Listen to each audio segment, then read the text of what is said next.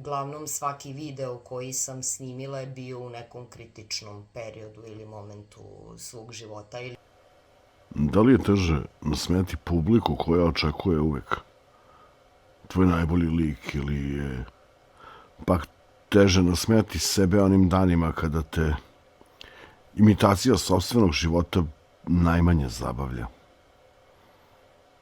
Pa dobro, rekao si ti da ćeš da zabiberiš sa pitanjem, samo što za ovo tvoje pitanje bi mi trebalo 2 sata i 45 minuta, onako da lepo odgovorim.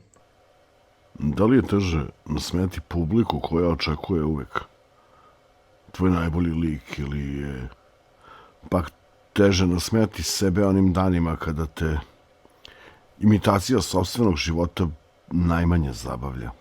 Ali pošto nemam toliko vremena, hajde probat ću da zadovoljim tvoje kriterijume.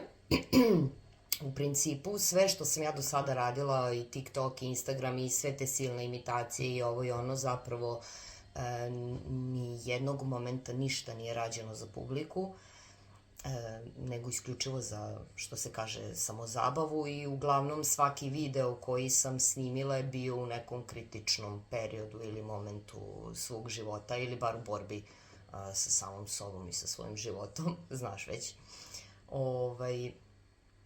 Tako da, zato me i nema u posljednje vreme, jer u principu su mi nekako sve ovčice na broj, da ne ureknem, pa nemam nešto potrebu da se samo zabavljam, mada imam par ideja nekih koje bi mogla, u stvari u koje bi mogla da se usredsredim za publiku, jer meni nikako ne dolazi do svesti da ja zapravo imam publiku, a ti to najbolje znaš, što je onaj moment, ti si javna ličnost, ne, ja nisam javna ličnost, recimo polujavna ličnost.